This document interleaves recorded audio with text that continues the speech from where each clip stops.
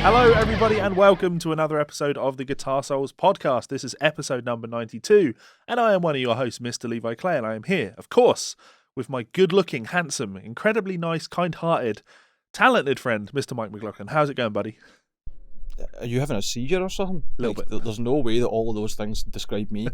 I'm good, thank you. Other than right before we started recording, you said, "For the love of God, can you stop hitting your microphone?" And what did I do? Just as you were talking, hit my fucking microphone. Yeah, I'm not bad, man. Thank you. How are you? Yeah, I'm still. I'll be completely honest with you, mate. I'm still in pain. I'm still in pain from the last episode where you gave us a bifuckers, and I jumped out of my chair and dived across the room onto the floor. And people thought that I was being funny there because I made a comedy sound as I jumped. And I did mean the sound when I jumped, but I also kind of wanted to go fucking hell when I hit the floor. Because you should have then. Yeah. So if anyone has missed that, you should go back and enjoy that because it's glorious. Yes. Yeah. Levi turned up at my door about half an hour later, like, I'm definitely in pain. I shouldn't have done that. I'm way too big to be jumping like in the air onto the floor. Into concrete. Yeah. If I'd known that was going to be happening, I might have prepared some sort of mattress to land on. But no. So thank you very much for that, Mike. That was very enjoyable. Don't shoot the messenger. It's not my fault. Sure. You decided to dive yourself off a seat. Well, the things we do for entertainment, right? That's true. I hear you're talking of potentially shaving your head. What's that all about? I just said it in passing there to you, but I also said in passing, let's put it down to the people. I am pretty certain I am relentlessly going bald at the moment. I can't hear you now, so I've got headphones off, but for anybody watching, you'll see that it's becoming a bit widow's peak here. It doesn't look too bad in the camera because it's quite dark, but my hair's fairly fair and thin at the top, so it's pretty blonde as well as being quite thin. So the minute it gets wet or the minute sunlight hits it, I'm like, "Argh!" And I'm fairly hypersensitive about it. Not because I'm worried about going bald, just because I'm like, I don't want to be one of those people that denies going bald for my own sake. Like, no judgment to anybody else. No, not throwing any shade. But I've just been thinking a lot recently, like, I kind of get to the barbers to get a decent haircut. The chances of me cutting my hair decent myself are none to none.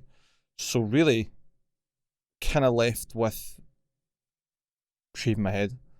And, you said I would look fucking menacing. Yeah. Yeah. And I was like, I could live with that. A quality thug. I didn't even add on when we were talking earlier on. Like, if I was going to go super menacing, I would shave my eyebrows off too. I see. I was going to say that for comedy's sake, because evidently I'll do anything to entertain, and for comedy's sake, randomly we should just both show up one episode just completely shaved. I mean, I was actually going to shave my head and not tell you, and just wear a hat and then just take it off during the episode. But then I was like, nah. Yeah, because I'm still in two minds. I quite like having hair. It's nice. Yeah, we did get a bit of fan mail at one point after we did the Dead World opening. This probably shouldn't just be on my table here, should it? It should be on the pedal board, but I like having pedals up here. Yeah, you'll mount it when you get the chance. I've just not really mounted things on my pedal board in a while because I'm not. Oh, you've had a dead noise gate for about 2 years. Yeah. So pedals are what they are. But I had a comment about me going bald and that I should just shave it off. And I think I had the same issue as you. Like I'm blonde. I have really fair hair. And especially like now when my hair's greasy, it will sort of group together. So when I look down like this, it looks like I'm going really bald. But my hair is still relatively thick, and the receding part isn't receding all that much. But I genuinely think it's just point, like you and I being hypersensitive about it, because you know your own hair very well, you know your own body, and when you see these wee changes, or these changes sneak up on you, you're like, oh well, that's obviously something extreme. Yeah. Because I don't think of you having thin hair in any capacity. It'll be really interesting when you and I have got baldy heads and hundreds of hair on the rest of our bodies. Yeah. Like fucking upside down. We are both very hairy gentlemen. So yeah. Yep. I don't see it happening anytime soon. But if it happens, it happens. I mean, my dad, he's in his 50s and he's still got a full head of hair. So you need to remember that male pattern baldness is on the female side though. So your mother's father? Don't know. Any of your mother's male brothers, not female brothers? I was going to say male siblings. She doesn't have any male siblings, so Nah, fair enough. Nah, Well, you'll not know then. Yeah, so I'm playing the lottery of baldness. Aside from that, my week has been completely consumed by dealing with solicitors, lawyers, because aren't lawyers fantastic? The joys of going through a divorce, fun times. I mean, we're nearly there. You're maybe in the luckiest sense going through a hard time where the two of you aren't absolutely scrapping over every last bean. Yeah. I know it's still shit and expensive having to go to solicitors and go through all of that. Sure. But maybe there's some solace to take in the fact that you can both support each other through a very difficult time, even though you're both legally being separated. Yeah. Well, that's why it's so frustrating, because you know what? If we were at each other's throats trying to take each other for everything we've got, then lawyers, you don't mind a lawyer then. Whereas in this case, everything's completely amicable. We're in complete agreement. Like, we would happily both just sign a Post-it note. You know what I mean? Because it's fine. But anytime she or I speak to a solicitor, they're like, well, we should do this and we can do this. And we're just like, why? We don't need this. None of these expenses are fucking necessary. But evidently, you know, having to take over this house on my own requires some solicitor stuff. So I'm having the joys of dealing with that. That's a lot of fun. But we're nearly there. We're nearly there. This is nearly 100% my house. It will be soon, very soon. I'll have a housewarming party that nobody can come to. A Zoom housewarming party. That's what we'll do. We'll do a Guitar Souls Zoom housewarming party where we'll invite all of the listeners of this show, and it will be both fantastic and also highly, highly depressing. Here's something I need to ask you, right? 2 questions from, you know how I posted the photo of me with the Seafoam Green 7-string? Yes. That beautiful Ormsby that we both own, but somehow I ended up with. No, it's 100% yours. It was, again, I'll keep saying it, my gift to you. Oh, you big sook. Yeah, there was 2 questions. So one of them was, somebody was asking about your Gibson, the semi-hollow in the background. Yes. It's not a Chet Atkins, isn't it? No, it's Howard Roberts. Howard Roberts, that's right. I couldn't remember. Howard Roberts Fusion, that's right. Somebody was asking me about it, saying it was beautiful. Yeah, and, stunning guitar. Yeah, I couldn't remember whose model it was, and I was like, fuck, I'm not going to get it wrong, but I'll ask Levi. And the second question I had was from the same photo. Where did you get that stool? The Highland Q one. Aye. My pal Kev, shout out to Kev, I don't know if he watches. Sure. Kev is a very big Party Cannon fan and supporter, and a very close friend, actually.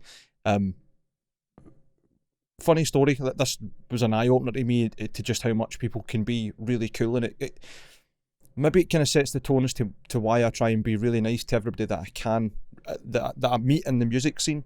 Party Cannon were recording the first album. We did a fucking nightmare with it. We were tracking things at home. We end up having to track things with a friend of ours, which funnily enough turns out, I've mentioned him a few times, Duncan McLaren. Duncan that's in Venom Wolf, and he also does a lot of recordings for us. He's done the majority of Party Cannon's demos. Anyway, he helped us track a lot of the tracks for the first album. And Chris put a Facebook post up saying, that's us recording, it's going well, we're doing our best. Send us love and inspiration and hope and pizza and blah blah blah. And Kev, who had never met us, messages and says, right, what do you want in the pizzas? And we're like, shut up.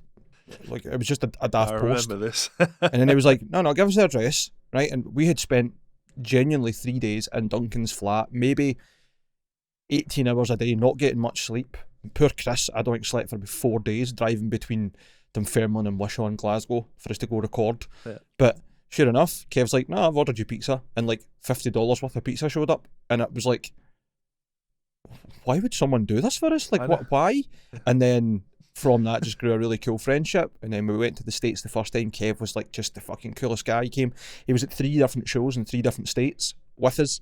Got to hang out with him, get a drink and stuff, and then Kev actually came and stayed with me and Nancy in Finlay when he was coming to Scotland. I think he was here for about a week and a half, and since then Party Cannon went back to America and stayed with him, and I shared a room with him at a festival and stuff. He's just such a beautiful, lovely man. Just one of these people that reaffirms your belief that there are actually good people out there. Yeah, there are definitely a lot of good people out there. Absolutely. And anyway, sorry, I totally went off topic, but Kevin's quite obsessed with Highland Coos because his mum's obsessed with Highland Coos, and he was loving the idea of being here and getting photos of them and sending them to his mum and whatever else, and he got a wee Highland Coo teddy and took it back for her. And I think when he saw that, he was like, oh my god, I need that. Yeah, that was a Christmas present from Sue for Hayley. Oh. You can get them on eBay if you look for Highland Cowfoot stall. There is, it is a nice little stall. It's fucking cool, man. It's really nice. Yeah. It's creepy though because it doesn't have eyes, So got horns, got a snout on it, but no eyes. Surely it'd be creepier if it could stare you out. Well, I guess it's creepy either way. Mm-hmm. But yeah, so it's a great little stall, and Yes. yeah. So there you go. You've learnt that. You've learnt where the Highland Cow stall came from. I like informing you about things. I like you learning things. For example, did you know? This show is brought to you by Ormsby Guitars. If you want to see something beautiful, head on over to Ormsby's Instagram page right now and see what they are all about. Ormsby Guitars have been at the cutting edge of guitar design innovation since Perry started the company way back in 2003. Since then, the brand has gone on to be one of the #1 brands associated with Australia and modern guitar design. Aside from having one of the most ridiculous custom shops in the market today and a dedicated team that can essentially build you anything that your heart desires, more recently the brand has gained critical acclaim for their runs of custom order guitars manufactured in Korea, shipped to Australia and then sent out through their distributor network. These guitars include incredible designs such as the Hype and the Goliath. If you head on over to Ormsby's website right now and check out the pre-order section, you can pre-order a Goliath Run 14 guitar now for under $1,200. That's an incredible price and an amazing amount of guitar for your money. So as always, a huge thank you to our friends and family over at Ormsby Guitars. Those guys absolutely rock. I kind of want to throw this out to anybody that is listening. We're quite slow in getting all of the competition prizes sent out for multiple reasons. One of the main one being, we're in a global pandemic at the moment, and technically speaking, legally speaking, in Scotland, we're not supposed to leave our house for anything non-essential, and the government would deem posting things non-essential. So I'm trying to do as much as I can online, and we're still in the process of organising collection and delivery of that stunning guitar. I mean, I'm not complaining. It gets to sit in my studio and I can pick it up if I want to, which is nice. But Austin, you'll get your guitar, man. I promise. I'll throw in some extra goodies for you because it's taken so long. But yeah, that stunning Ormsby is being sent out. Ormsby are incredible people, so please do go and give them a like, give them some love and attention, and maybe consider them for your next guitar purchase. Anything to add to that, Mike? It speaks volumes to me, just like that they've got to the middle of January and this is them just taking a break for Christmas because things got a bit fucking upside down, and rather than going, well, we've got the holidays booked and we'll need to sort it afterwards, they all just went, nope, we'll just get everything sorted, make sure everybody's up to scratch and they're happy. They even went to the extent of listing quite a few spares that they had, not that they had many, for the last run on Reverb, and then said to put it out there that if you want to order these guitars, if you order anything within the next couple of days, we'll make sure it goes out, but here's the deadline and it won't ship for another 2 weeks after this because we're having a break.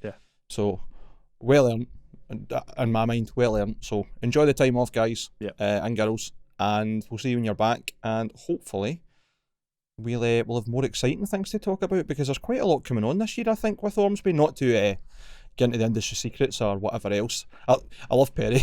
Perry makes comments that are so sneaky, but at the same time, like, ominous. And then people will ask him for further clarification. Somebody done it the other day and he says, like, it's not much of a hint if I'm just going to tell you everything about it, is it? I'm trying to tease you here. I was like, fucking, fair play. He knows what he's doing. He really does. He steers really into does. the mystique, and I do enjoy watching it. I've seen him plant a few red herrings as well, man. He's a fly bastard. I love it. He has so much fun with it, and that's cool. On the note, actually, of the competition and the like, just a reminder to everybody: the fan mail email is still open. GsolesFanMail at gmail.com. Continue sending us fan mail, because we enjoy it. And when I say fan mail, I don't mean just stuff that polishes our ego. Like, we're really enjoying, and we hope you guys are enjoying the fan mail section on the show. Because we like questions, it's content, especially during COVID times. Like, news is pretty thin on the ground. Companies aren't wanting to do things. I imagine that a lot of the, seems odd to be this way, but I imagine a lot of the news websites are probably laying off staff, or certainly reducing staff hours, which, like I say, is odd, because I imagine traffic is still pretty high for websites like that. But I guess, companies aren't wanting to spend the same marketing budgets that they normally would on stuff. So your content and your input really does help. So if you do have any questions, no matter how silly, please do send them over to GsolesFanMail at gmail.com. Link is in the description. And yeah, you might get your question read out on air and have us talk about things. Shall we move on to some fan mail? Could do, aye. As Levi said, no question is stupid, no content is bad, and it gives us a good idea of what you want us to talk about and where you think our opinion matters, where it's valuable. And I kind of joke about it. Like, I don't think my opinion matters. Who am I? At least Levi's got some accolade to show, like, in tenure in the music industry to be like, right, cool, I can talk about this. I'm just some guy that got lucky making a racket with a band that got lucky playing gigs. Like, yeah, but let's come on. You got lucky in a band, got lucky playing some gigs, but you got that because you put in the hard work to be able to play in that band. for sure. I couldn't join that band. I couldn't be in that band.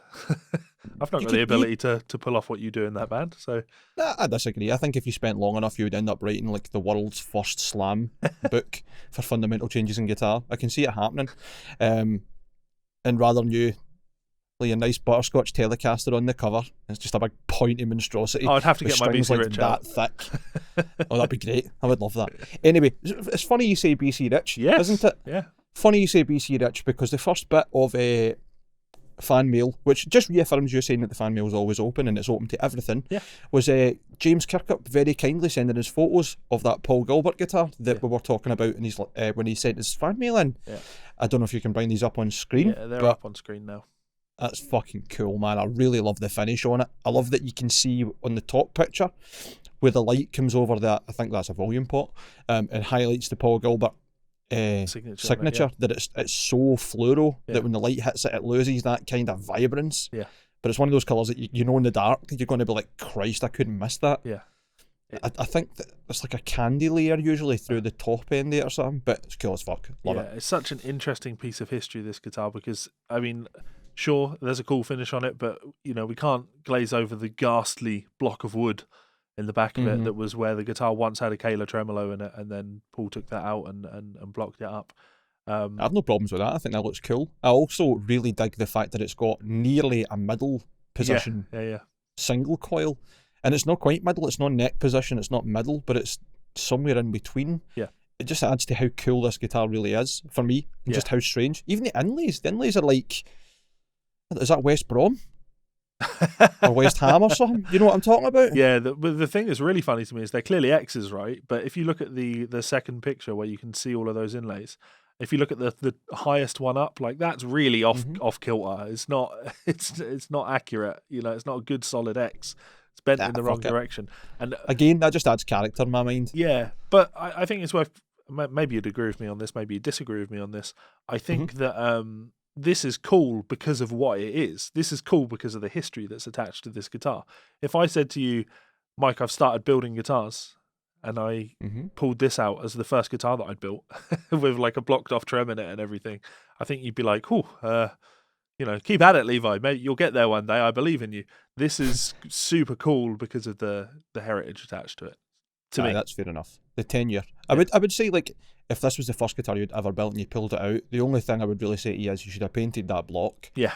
Because otherwise, I think it's really cool. It's got a lot of character and it's not entirely unique, but it's definitely different enough that every time you look at it, you're like, fuck, there's another strange part to it. Yeah. And it's cool. I really like it. So the shape reminds me, remember, Vintage. I think you had a metal axe, didn't you? I did have a metal axe, yeah. The Wraith. And it was very, very, I don't want to say loosely based, but very much based on this shape. Yeah. So thanks very much for that, James. That was cool of you to follow up after us asking. Yeah. And obviously it's cool as fuck to see such a beautiful guitar with such a cool heritage out in the wild. Absolutely. The next piece of fan mail is from Boris. Hopefully not Boris Johnson. I don't think he'd be very happy about the amount of slandering that I get on the go. I would love it if Boris was a fan of the show and that he sent us in fan mail. Definitely. Why don't you read this in your best Boris Johnson voice? I can't do a Boris Johnson accent. Good ladies from Germany. He doesn't speak like that. You know what? It was better than my attempt. Yeah. I'm not even going to. What was I going to say to you? Just like, see when you were talking there about if it was Boris Johnson, like, it kind of put me in mind of people who, I don't want to say famous or like sound like I'm being an arse sucker, but there's definitely people within the music industry that have way higher profiles than us that somehow listen to us. Yeah. Even for the early days. and one of which I'm not going to mention who, but you were like, you realise who that is, and then I was like, Oh yeah, I recognise the name, but no, and then you were like, no, this is who this is, and I was like, fuck off, no way. I just did that accent there, and the Boris Johnson accent there.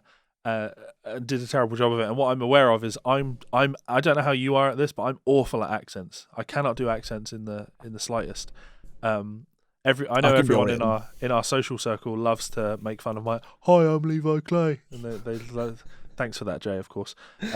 Jay's fucking brilliant at accents, man. She is the best. Yeah. No, her wee trick is she's got like a calibration sentence. See, before she does an accent, she says a specific sentence and it somehow like triggers her into that's the way I need to talk now. Yeah. She does it all the time. It's dead funny. I think yours for a while was fucking oi oi Savaloy. Yeah. Oi Savaloy. Hi, I'm Levi Clay. Welcome to another video. Get on my YouTube. Exactly. She's a prick, isn't she? Apparently, that's how I sound. Big love to Jay. But yeah, the reason I bring this up is because it's a bit of a cliche, right? Bit of a cliche, but the old purple burglar alarm. The thing Do you know the Kieran's video Scots, about that? Can he say no? No, Kieran done a thing about it, and it was just like, sorry, you try to slag me for saying that, but you cunts can't talk regularly. At least I'm trying with this. It's no funny. I'll need to find you the link and send you it. I'm going to have you say it in a second, but I'm going purple burglar alarm. There we go. I'll just tap over it. Mom, purple burglar.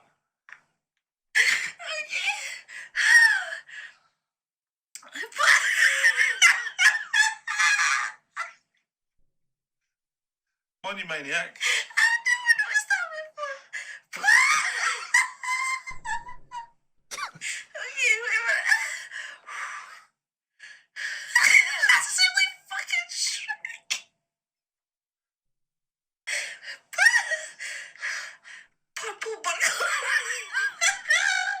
Actually, what you're supposed to say. So she's realised she can't say purple burglar alarm. I'll add to it, okay? So what you really want to say is the burger herder was murdered by the purple burglar alarm. See, I ballsed it up. The burger herder was murdered by the purple burglar alarm. The burger herder? Yeah. As in herd? Right. Yeah, okay. Exactly. Yeah. If you send me it in writing, I'll say it out, because I don't remember it. It's too early in the morning for me, man. I've only had half a giant coffee. All right, just try murdered by a purple burglar alarm. Murdered by a purple burglar alarm. She can also do it if she does it in my accent. Yeah. Murdered by a purple burglar alarm. Not too bad. We'll give you that. I think Nan should be good at that because she's really good at elocution. Sure. Yeah. Yeah. Whereas I am lazy and colloquial and I just fall over things. And I get into the middly words where I'm not pronounced them right and I just go, meh, I fucked it already. And you just kind of, your tongue trails off. And I'll be like, yeah. Almost like. I think that's exactly what it is with that. Like, any time I've asked Scottish people in the last week or so to say that, it's always burglar alarm. Burglar alarm. Burglar alarm. Mm-hmm. Purple burglar alarm. Yeah. And you have to like stop and chop it up. Yeah. That is a fairly Scottish thing. To be fair, is not pronouncing the end of words if they end on like not hard letters but hard sounds. Sure. Like a t or a s or a ch or whatever. Like it just seems to get lazily left and flow into the next word. I enjoy it because the faster you say it, the more you sound like an insane turkey.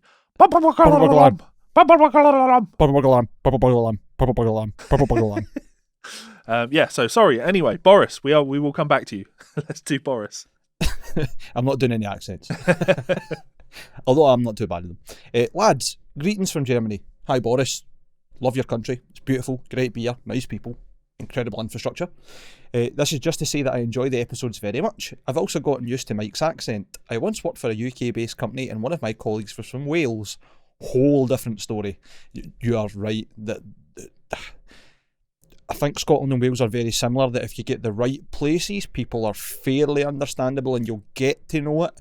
And then as you get further out from, I don't want to say society, that sounds really horrible, but as you get further into like the extremes of the country, if you went to the Highlands, for example, in Scotland, or you went into the countryside in Wales, that's when the unintelligible like words start. In Ireland's the same.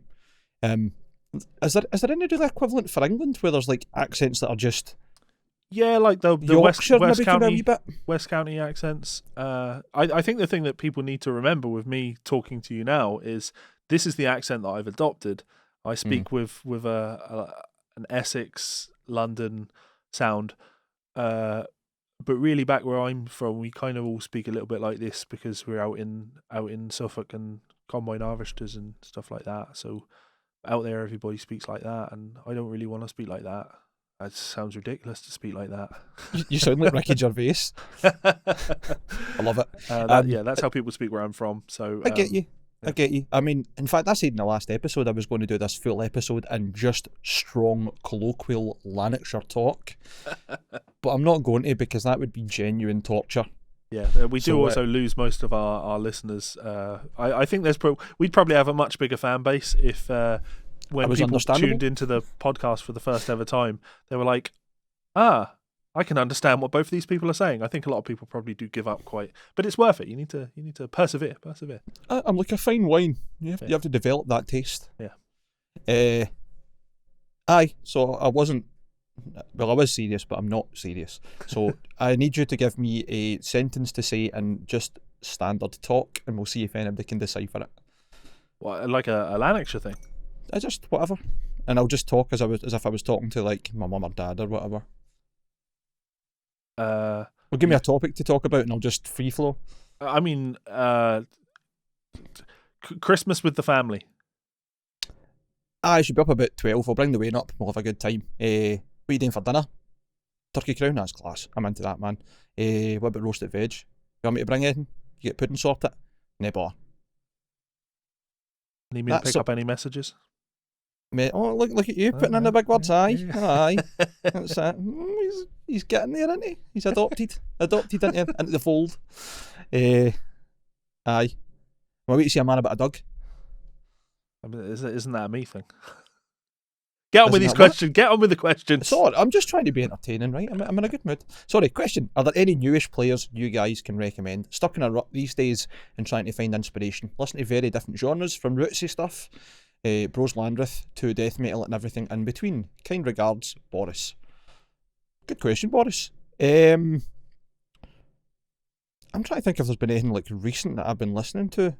I'll let you think about it, because obviously, like, I get to see these questions beforehand, so I get to have a little bit of a think about them. So I'm kind of prepared on this, but not prepared in the way Boris would really want me to be, because generally speaking, most of the music I listen to is old. I don't listen to a whole lot of new music, let alone new players, because the genres and the sounds that I'm interested in are quite old sounds in general, dated sounds.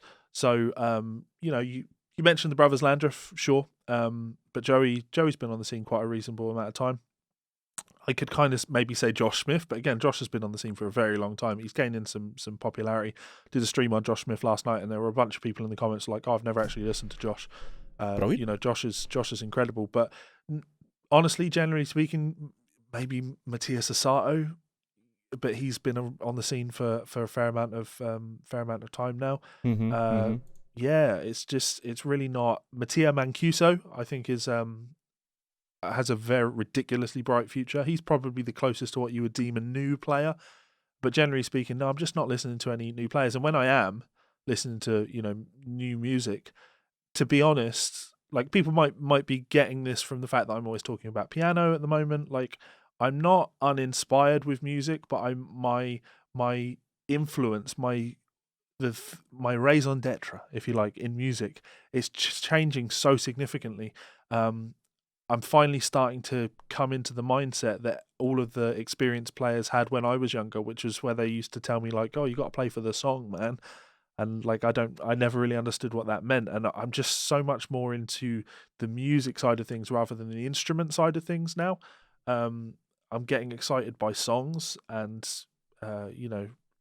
writing actual songs, or listening to songs and playing things for the song. I've always been into that, the session guitar player thing.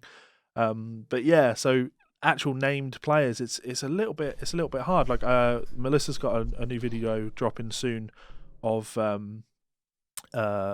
live in the studio with her full band doing a medley of Juice and Respect, along with one of her originals. And her guitar player Kyle, like, he's great. And just listening to him play, he plays a bunch of things on those tunes that I just wouldn't have thought to play. And part of me is like, damn, like, he could be getting a lot more attention than he's actually currently getting. Why isn't he? Because he doesn't care. Because he's not a dork for instruments like we are. He's a dork for playing songs and entertaining people and being part of a band. So it's a really difficult one for me, and that's why I wanted to talk about it, because it's just so not where I am anymore. I'm listening to music rather than players. And I think that's totally fair. And it's funny you touch on that. Like, I think talking about playing for the music and to the music develops the more you play and listen to different music, because you find that you understand the context of what you're playing, and that your phrase has to match where the chords are going, and you're developing the music rather than just, fuck, it's 12 bar and I'm in A, I'll just play some pentatonics in A. You start to hear it more, and I think you see that a lot, even on like players' faces. You can see they're kind of anticipating the next chord change, and they're like, I know what sound, what vibe I'm going for, what emotion I'm trying to portray, what I'm actually trying to say with the music, rather than just, as you say, just from an instrument point of view. I tell you who I think blends that really well when it comes to being a virtuoso but still being musical, Michael Romeo. I went back and listened to, is it Iconoclast, was it last album, 2015? It's not the last album. The last album was Underworld. Underworld. Is Underworld, is that the one it's called? Yeah. Is that the one that's got Nevermore in that on it? Nevermore is on Underworld. Yeah, that was the album I went back and listened to, and I'm not like minted on the music. I find it a wee bit not repetitive, but the problem with playing like my problem with power metal is it always seems to come back to like one key, and it's very central to playing to that, if it's an open E or whatever. Yeah. And I know that Michael Romeo and stuff don't just stick to the one key all the time, but I don't know how to describe it. Like most power metal albums that I've managed to enjoy, like Firewind, some of their older albums, everything's in like drop D or drop C or whatever it is. But rather than it being playing in different keys and leaving the guitar in the same tune, and everything just comes to that open string. Yeah. And I find a lot of power metal bands start off at that point at the start of almost every song, and then it develops, and it can just be a bit samey for me. Sure. But granted, that's probably something I've developed because I'm so now used to listening to music that starts anywhere and everywhere. Yeah. But I've got at least one recommendation of newish music to check out. A band called Fusion Bomb, and they have an album called Concrete Jungle, and 2019, if not last year, fairly, I don't want to say unknown, but I don't know if they're signed or anything, thrash band with some incredible guitar in that through it, and it sounds great. Really well written music, good instruments sound great, the guitar tone on it's fantastic, and the playing on it is fantastic, and it's just good thrash music. It's really, really, really clever. That was John Lee that recommended that. I doubt very much John listens, but big shout out to John. Thanks, mate. And the other thing that I was going to suggest that I listen to, and I find myself going back to because I like it as background music to do stuff to, it's still interesting enough, but it's not overly wank that you get sucked in, is a Nuclear Power Trio. Have you heard of this? No, I haven't. I don't know the name of the player, the bass player who played on the last Job for a Cowboy album, Sun Eater. So remember that had like the bass over the top of it, and there was lots of shredding. Yep. It's him, a guitarist and a drummer, and they're dressed up like Kim Jong-un, Putin and Trump, and they're playing like just instrumental kind of somewhere between flamenco and metal, instrumental music. Yeah. And it's really, really good. Like the musicianship on it's fantastic, but it's easy enough that you can put it in the background, and when you do tune into some of the guitar solos and stuff, it's ridiculous. I kind of partially looked into who it was that was playing on who the members were. Couldn't work out who the drummer was. I didn't look very hard. The bass player is quite clearly the boy for Job for a Cowboy, sure. At least for Sun Eater, because it's his tone and his playing. And I'm pretty sure the guitarist is the guy who played in Quo Vadis on the album Silence Calls the Storm. Right. Pretty sure it is, because a lot of the solos and a lot of the phrasings are very similar to the way that he did it on that album, including some of the tone as well. Yeah. But that might be just me totally not getting it. But that's my two recommendations for you to go and check out. I would think there'll be something for you to get into and to spiral off from. I'm going to urge everybody to go and listen to the album Still by Josh Smith, because, man, that's a good record. That's a really good record. Sounds good. Upright bass, trio setting, like brushes on the drums. smoky jazz club vibe. Nice. But with some killer blues playing over the top of it. So, Well, there you go. There's our recommendations. If you're going to be recommending stuff that's like big open room, completely uncompressed, obviously you want all that kind of rattle from the cymbals and the snare when you're using sticks and the real guts of an upright bass. You really want to get some good headphones for it. I went on a recommendation from a YouTube channel. These were 18 quid off Amazon. 18 quid, and I swear to God, man, the soundstage on them for almost no money is ridiculous.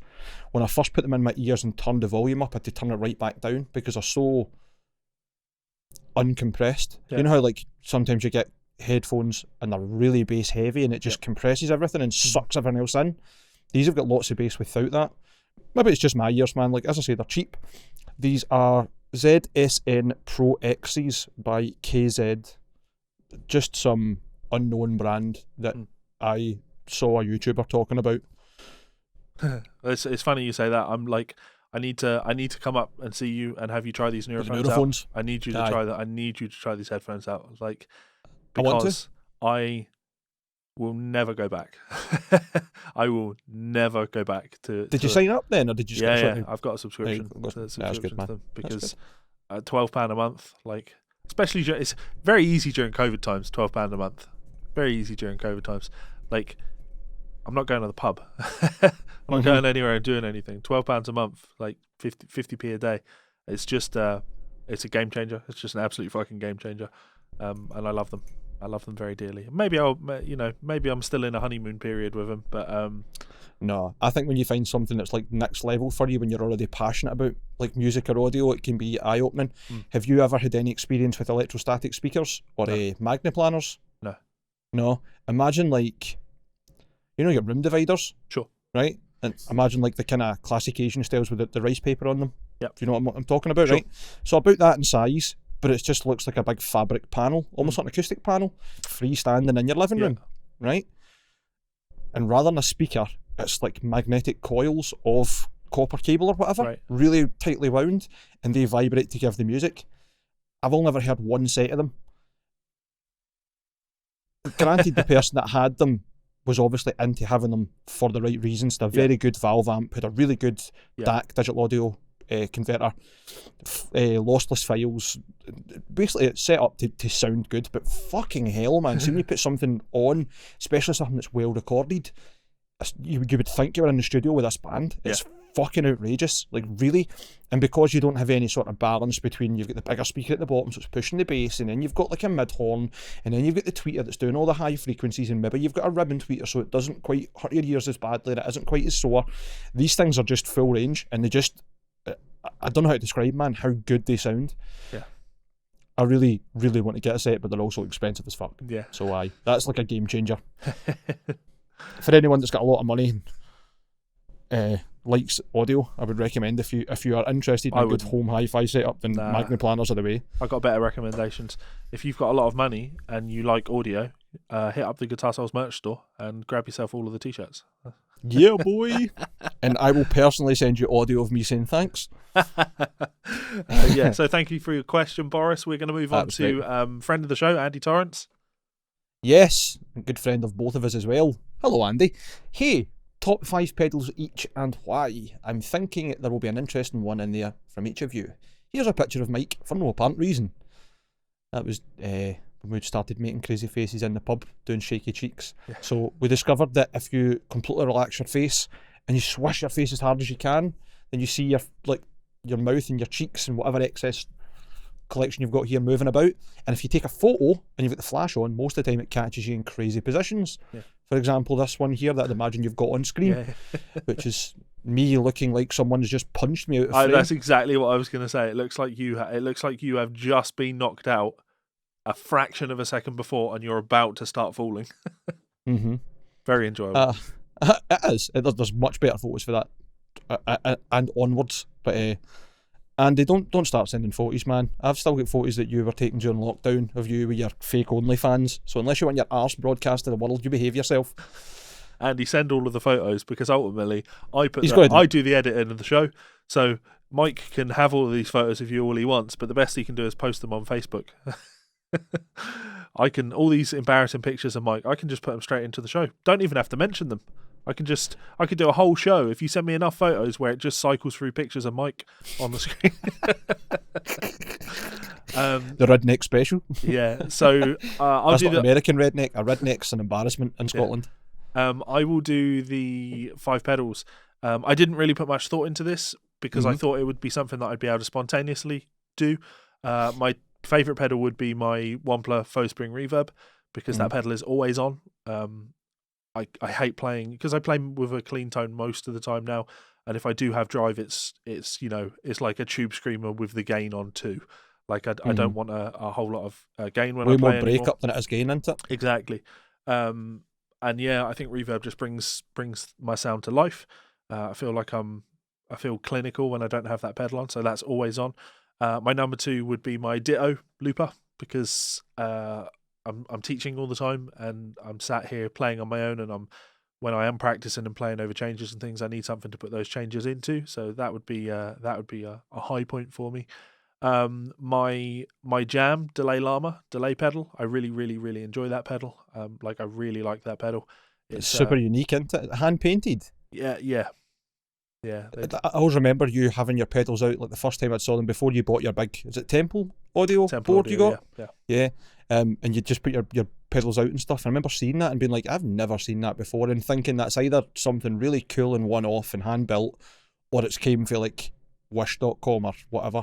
And I think back in the time, it wasn't really when you would have ordered anything from Wish, so I didn't think it was going to be something cheap. Yeah. Plus, it sounds great. I have an overdrive pedal that I'm really fond of. It's the JTK Harmonix Alchemy pedal, which is quite a rare boutique pedal. And I got that because it looks a wee bit like is it not the King of Tone? Is it the Analog Man King of Tone? It looks a wee bit like that with the similar kind of font, and the design on the front of it's almost kind of Aztec-y as well, isn't it? No. On the Alchemy? Or am I tripping? No, I can't pick the Alchemy up because it's bolted to my board, but no, it doesn't look like that. It looks like a gold bar. It looks like a little gold bar. And it is it's an overdrive pedal.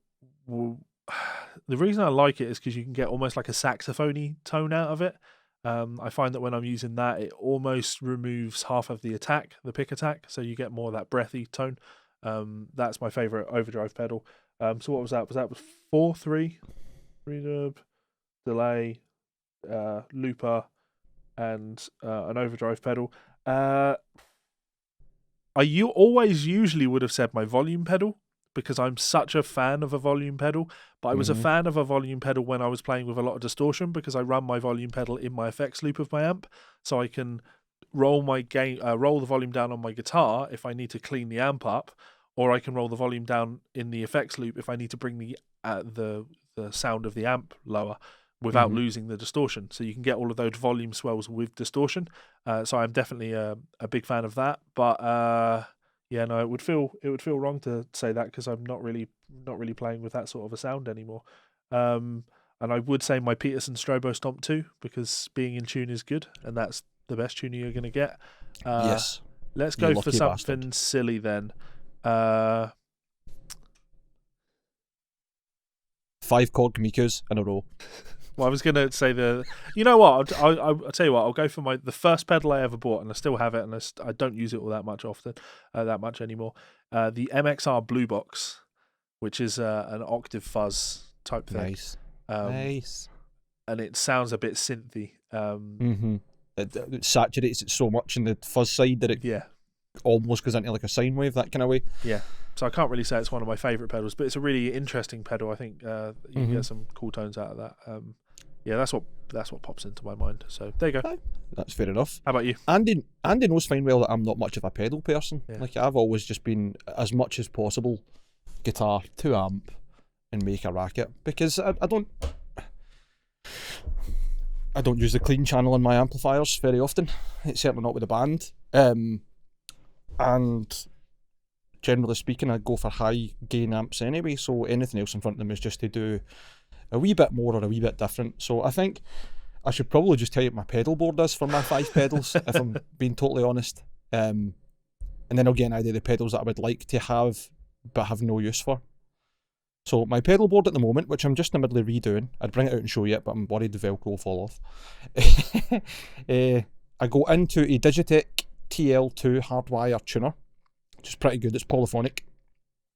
Gives you the notes on screen. It's pretty intuitive, and a solid unit. It's done me really well. It cost me like 40 quid. Then I've got an MXR 6-band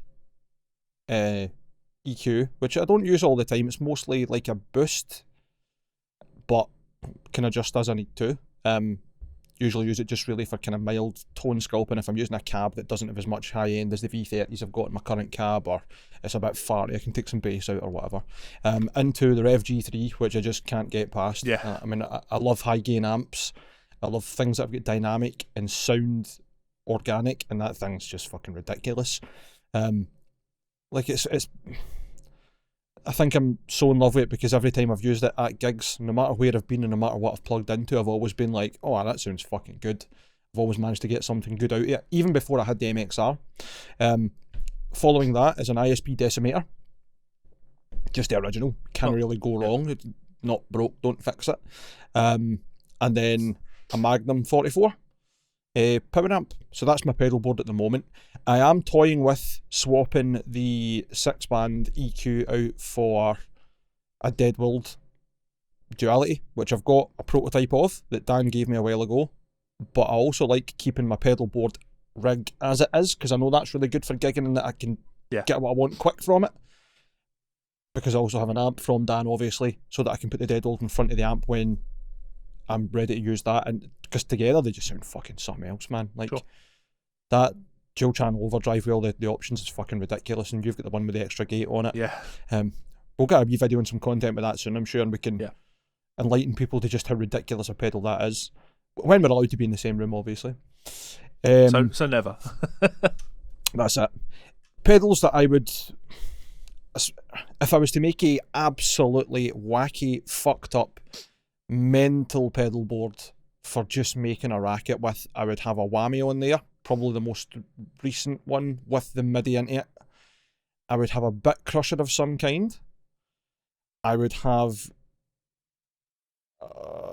you know what, I would have one of those plasma distortion pedals. Yeah. You know the one I'm about?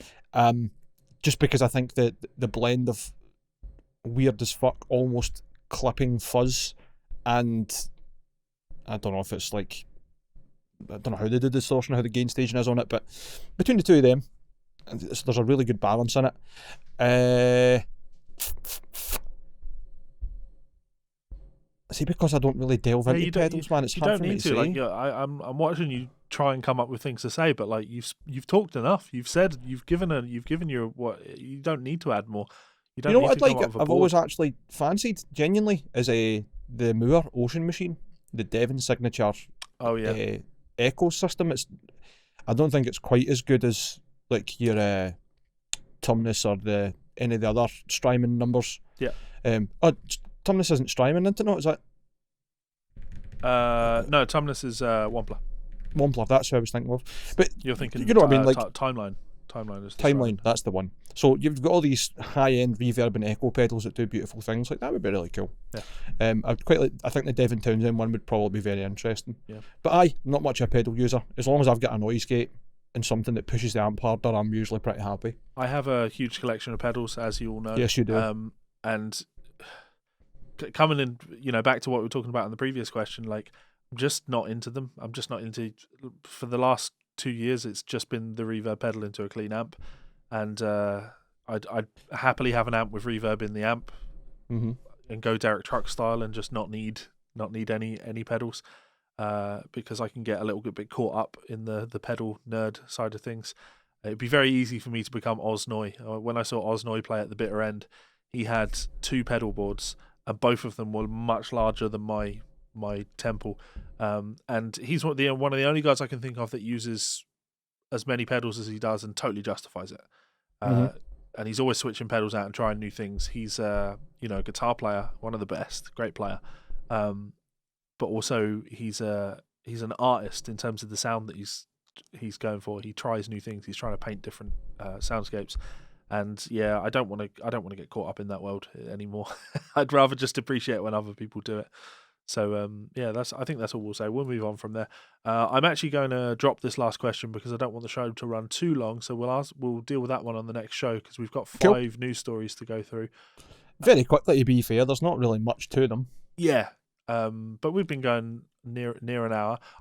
Let's start with the liquid tension experiment thing. Did you listen to this track? I did. Despite not being much of a Dream Theater liquid tension experiment Portnoy and Petrucci fan, like, not that I don't like them, I don't know, man. Like, I think people are either like really into them or they're fairly indifferent, and I think I fall in the fairly indifferent pattern. Yeah. Not that I don't think they're talented, I don't know. There's something about, you know what, I'm going to be really critical, and I don't mean it really critically, because I enjoyed the track. It sounded good. The guitar playing on it was great. Soul. Oh, it's coming, right? But this type of, I don't want to say fusion by numbers because that's totally reductive. But you know what? See, when I was listening to that liquid tension experiment track, I was like, this could just be Gran Turismo music for the menu. You know how it used to always be like that kind of soft lounge fusion jazz? Yeah. This could just be the most modern version because it fits that presence, but it's also got the kind of metal edge that everybody seems to be going for in games these days. It's no longer just about dubstep drops, but everything else. Yeah. Wow. That's funny. That's funny. It might sound a bit horrible and dismissive. I enjoyed it, but hey, plus, if you could write music that could be synced in the next Gran Turismo game, you'd be writing music that would be synced in the next Gran Turismo game. Oh, happily. Good money in that. So I wouldn't really take that as a negative, even if it was meant in that way. It's not an insult or anything. It's just what it puts me in mind of. I don't think of, fuck, that sounds like really good fusion of this musician or that musician, or that it's like phrasing these musicians and whatever else, or it's a nod to so and so, or it's a completely new take.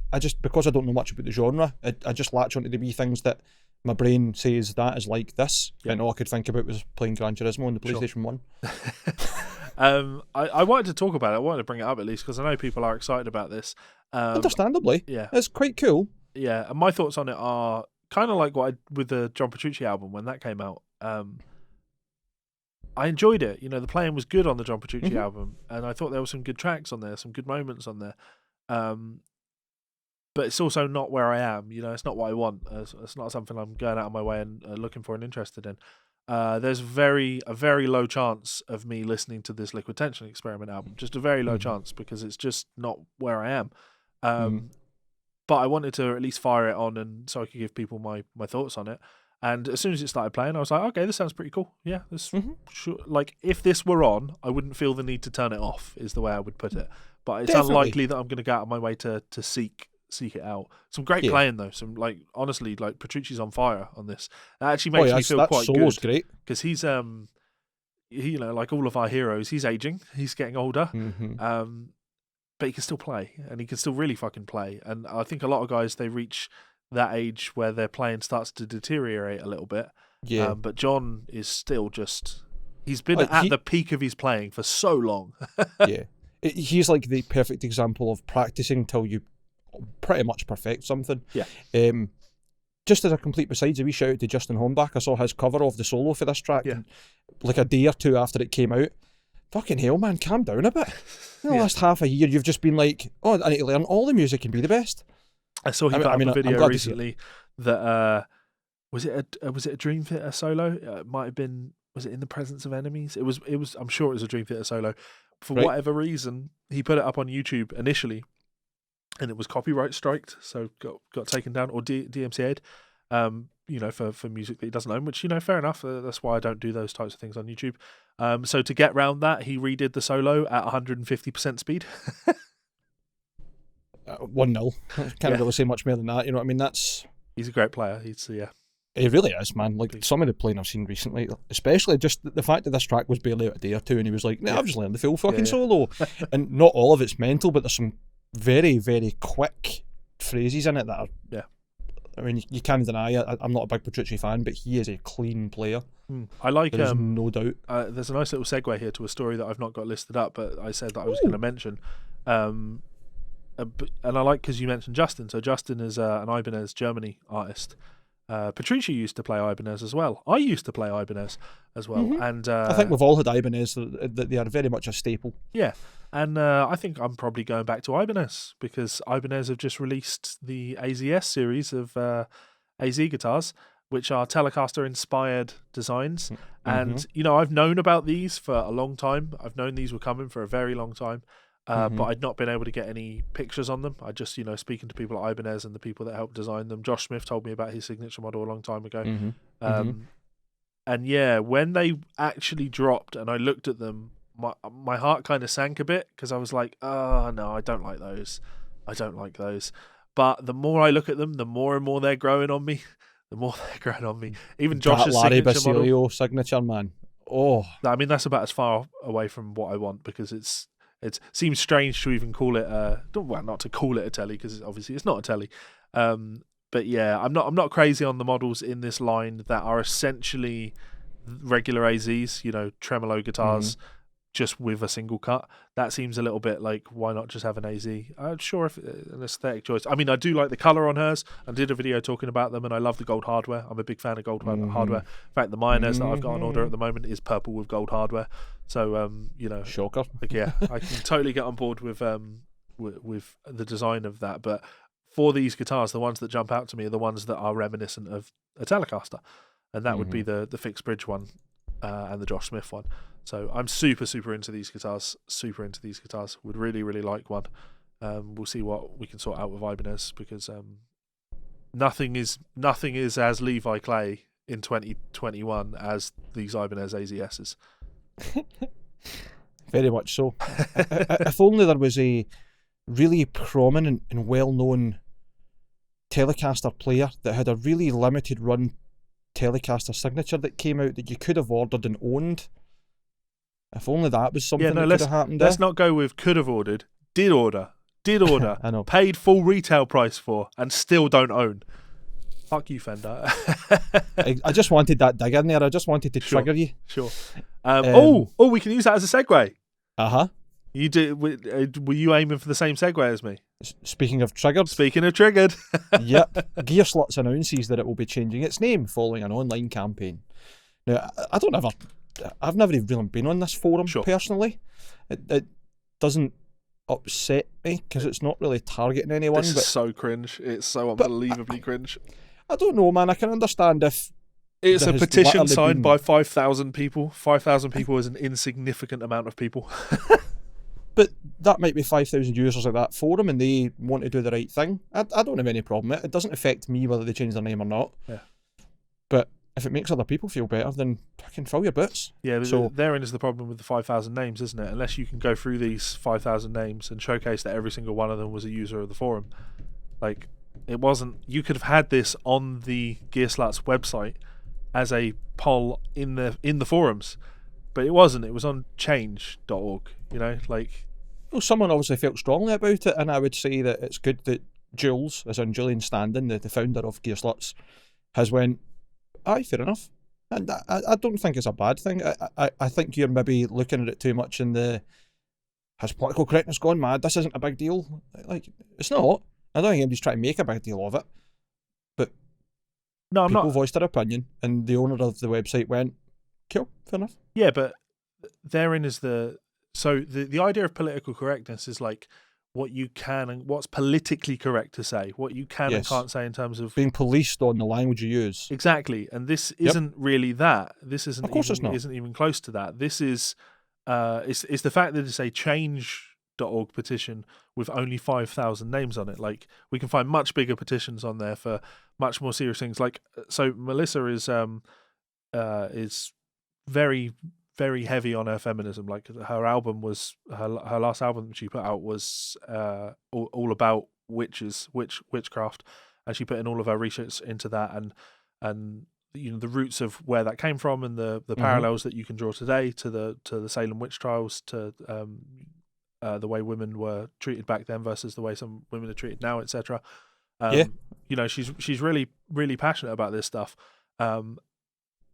But she'd also and understandably, say, I mean, the modern equivalent being, for example, that case in Ireland where the young woman was basically told like you were asking to be raped because they looked at what kind of pants she was wearing in court. Like that kind of shit's not cool. No, of course. So, totally wrong. But sorry, continue. Where Melissa is with things and where I can get on board with her is she thinks that there are things that are really fucking important and there are things that are just not important.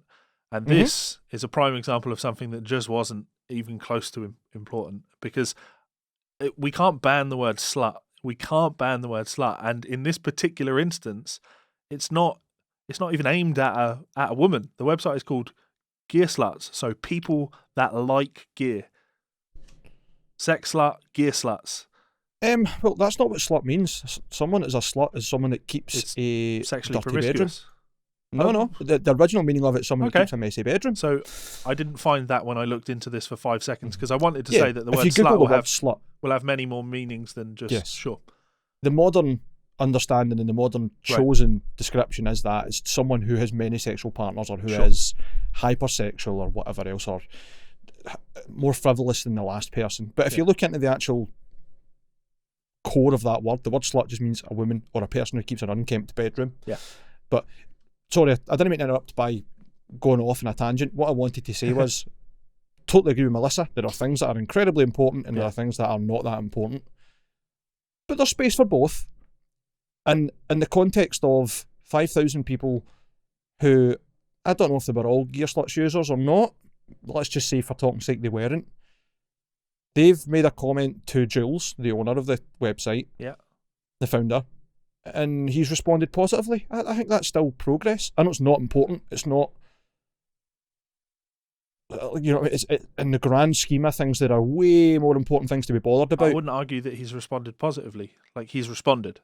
Whether or not it's positive, when you deem it positive, that I think that just sort of highlights where you stand on this, because you're saying that this is something that, to me, acting positively on this is reminding society that you don't dictate what I do, and never bow and apologize for things. Because in this particular instance with the website Gearslutz, as a member of Gearslutz, you are describing yourself as a gear slut. You are not using the term slut. You are taking the word slut back. You are not using it in a negative light in any way, shape, or form. You are. I am a food slut. I've wanted to go with piano slut. I am a food slut. I am thoroughly looking forward to my food sluts this evening. Like, just own the fucking word. If I was Julian Standen, he's not announced what they're going to rename the website to, but if he doesn't go with Gear Whores, I'm going to be furious. Absolutely furious. In fact, keep mentioning her, but Melissa's fans are called whores. Like, that's what she addresses all of her fans as, the whores. Because that's cool. Fuck like it. That. Like, own it. Just own it. Don't let people. I just can't imagine seeing Gearslutz and being like, oh, I can't focus. I can't believe they're using the word slut. I think, like, it's not even aimed at you. People, they're using it for themselves to describe themselves in a positive light. Well, here's I think that the missing context that would change how we're both talking about this article. Where it clarified who it was that signed this petition, then I think we could probably be like, right, cool, let's put subjectivity out the window and we'll just be objective about it. Who are these people and why are they saying it? There's 5,000 users off the forum that are not happy with the name. Fair enough. It's people who've never been on it, that aren't interested in the music scene, who are just knee-jerking because it says the word slut. Probably not as cool. Fair. I think that would be a big difference. But I can't disagree with any points that you've said or anything that, by extension, Melissa's saying about it, or what her opinion is on these things. So, be very interesting to see what other people think about if we're going to have, as Julian called it, an impassioned debate on the matter. I'll just read the article quickly. Sure. So, Gearslutz founder Julian Standen, known on the site as Jules, has confirmed the Pro Audio website will be changing its name. The decision comes in response to an online petition asking for the name change, which was signed by almost 5,000 people. It was reported 9 days ago on Music Radar where they had calls to change its derogatory name. Yeah. Petition set up by Cam Ran on change.org said that more appropriate wants to see a new name that more appropriately fucking hell represents the gear community. Every engineer I know has used or uses Gearslutz, and most of the engineers I know feel uncomfortable with the name. She says, I've been one of two women sitting in engineering class with a professor, and he's uncomfortably mentioned the website, apologising for the name, but bringing it up because it's been an important resource to use when learning about gear. Right, so okay, fair enough. This is somebody in the music industry not happy with it and channeling other people's comments that they have been part of. Not saying that that's what everybody feels like, that's what their experience and bias is. Anyway, in explaining his decision on Gearslutz forum, Jules said, a recent petition on a forum name change has generated impassioned debate. We recognise and agree that the wordplay pun in the name has gotten old, and it is now time to move forwards. Gearslutz will be changing its name. We've not yet decided what it will be, but we can assure you the new name will be more inclusive and will stand the test of time. The site will operate as usual, only the domain name and logo will change. The process is going to take a while as a significant technical task, thus we're asking you to bear with us as we embark on it. Thanks, and here's to the future. Do you want to hear the reply from Cameron? I want to laugh at the first 6-7 words in it, yeah. Okay. In response, Cameron, who started the petition, said, "This is an amazing step for equality in the industry and inspiring for anyone who has felt like their concerns or thoughts haven't been taken seriously in the past. Thank you, Jules, and everyone at Gearslutz for hearing us out and taking the right step towards progress. You've gained the support of many in the process." An amazing step for amazing step for equality. An amazing step. This is amazing. In the very small, very specific niche context of people who were uncomfortable with the language of that internet forum in the musical engineer and professional audio. I will find you more offensive things posted on Gearslutz than the word Gearslutz.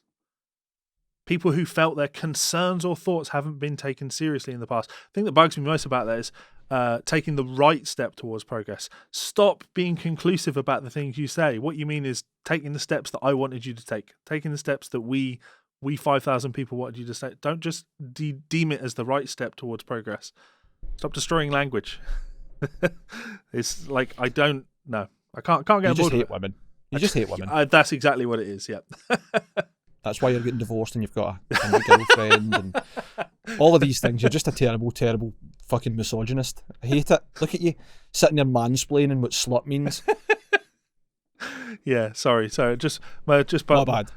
Just must be my, I don't know, my A levels in English language. Like, fucking. You got to try and slag me with saying purple burglar alarm there. I could feel it coming when you started saying purple and you went, nah.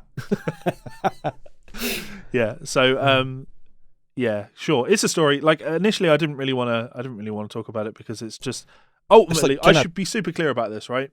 I don't care. It just doesn't. The reason I didn't want to talk about it is it just doesn't matter. Like, in the grand scheme of things, it just doesn't matter to me. I think from a business perspective, it's a bad idea because I like the point in there that Cam makes about it being an important learning resource, and it absolutely is something that is a huge thing that has been referenced and backlinked many times on the internet. Absolutely. If you go and change your company's name, you change your domain name, etc., all of the backlinks on Google are going to negatively rank your website because they can be linking to an alternative source now. And in 10, 20, 30 years from now, as ridiculous as it sounds, people will still be talking about content that was on Gearslutz website in an academic sense. Like, this is a resource that you can go to. And there's this tricky thing now where it's like you'll hear people referencing Gearslutz and then other people not knowing what that means and having to translate. Like, it just there's an unnecessary complication that's been brought into the legacy of the website and the brand and the business. And from a business perspective, that's a bit of a pain in the ass. And also, as I've said to a million people a million times, maybe not that many, but never apologize. Because that's ultimately what these 5,000 people wanted when they signed this petition, was for things to change so they can go, see, I'm powerful, I'm right, I was right, and I can change things. I can impact. I'm telling you, Jules, they'll come for you for something else. There will be something else that you'll do now that'll upset them, and they know that you will bow. Don't apologise. You definitely sound like you are paranoid at the idea of giving even the most minute molecule of accepting that maybe what you've done before might not be how you wanted it to be now, for fear of it becoming a landslide of retribution. Well, yeah, based on experience. Aye. If you look at any, it's quite funny when you look at like the YouTube apology type thing, and then the memes that get made about YouTube apologies, and people that have to apologize for doing shitty things on YouTube. It's the beginning of the end once you make your apology video. Not because your apology video was shit. I mean, your apology video is always going to be shit, but because you're apologizing ultimately because you're terrified of the negative impacts that not apologizing will result in. Usually, that's why people tend to they're trying to fix the downward trajectory of their career. But actually, the people that are hungry for you making those apology videos, it doesn't satisfy their hunger. You know, they just want you to apologize for more from them. Do you think it's bloodlust? That's exactly what it is. That's exactly what on a subconscious level. We do it too. We totally do it too. Like, we don't expect Gibson to make any changes to the things that they're doing, but we keep talking about them because we like dogpiling. It's just human nature to be as part of a mob like that, be part of a gang, feel strength in numbers. We kind of do it with Trapped. Like, I was going to bring up the fact that Trapped's drummers left the band for mainly political reasons, right? And ultimately, the reason we didn't really run with that story is because he posted about it on Instagram. I looked at the post on Instagram, and it had 200 likes on Instagram, right? I get more than 200 likes on my posts on Instagram. So the person that's made this post on Instagram is a fucking nobody, and yet there he is as one of the main stories on one of the biggest metal websites. And it's there for one simple reason, because people like to people have a bloodlust. They like to fucking dogpile. We want to see Chris Taylor. We secretly, not even secretly, openly, being the biggest hypocrites in the fucking world. You and I would piss ourselves laughing if Chris Taylor Brown put a video up on YouTube deeply apologising for all of the terrible decisions that he's made over the last year and how he's got a lot of problems and he needs to deal with his own ego. We would love that. Absolutely fucking love that. That's why we are part of the problem. Chris Taylor Brown, never apologise. I think it would depend entirely on the apology. My problem so far with most YouTube apologies, given that it's also bizarre that they now have their own fucking genre, a YouTube apology, you know what I mean? Yeah. But 9 times out of 10, they're absolute nonsense. Like, you can tell they're insincere as fuck.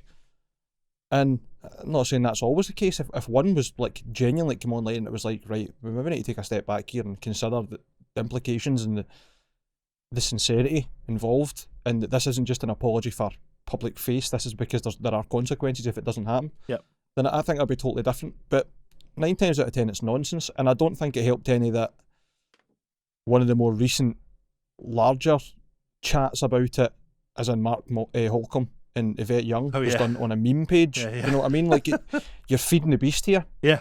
These people are consistently shitposting, and you think the best place to air your dirty laundry to try and make amends with a person you've hurt is to put it on that forum.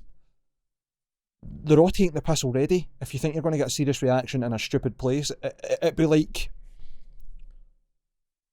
going to a stand-up open night at the Stand in Glasgow, for example, and then just going up and telling them everything that's been on your mind that you're paranoid about and like that's really affecting you emotionally. It's not the right context to give that information over. It's not the right context for you to put a serious point in. So I think that's my problem with it. I don't feel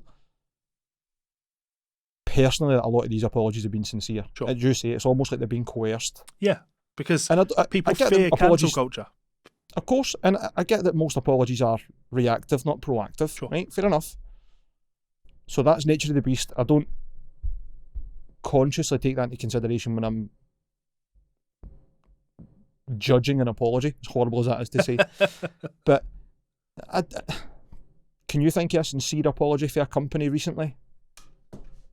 No. It's like fucking the BP oil spill and then South Park taking the piss, and it's just a guy there with his legs crossed going, "We're sorry." Yeah, I don't. To be honest, I don't even look into them when a company apologizes. I immediately just go, "Oh, fucking cringe! You did something. Either own it or don't." The only reason you'd be making any sort of apology is because you're worried about your bottom line. You pathetic You're terrified of cancel culture. And to all you people out there that are adamant that cancel culture doesn't exist, you just don't want to acknowledge cancel culture exists because you love the fact that it's people that you don't like that are getting cancelled. The joy, and I think he's a piece of shit, Graham Linehan, of Father Ted fame. Despite writing some incredible comedy as an absolute fuckwit. Yeah, who was playing the champion of the world, trying to take Marcus down for the longest time, and then completely lost everything when everyone suddenly decided he's a bit of a transphobe. A bit? Yeah, well, okay. Yeah, but no, I'm just going to go with a bit because like it's just the relevance of the term doesn't matter. The fact of the matter is that he's been cancelled for it, and he's now taken issue with cancel culture and had a Oxford. I want to go with Cambridge.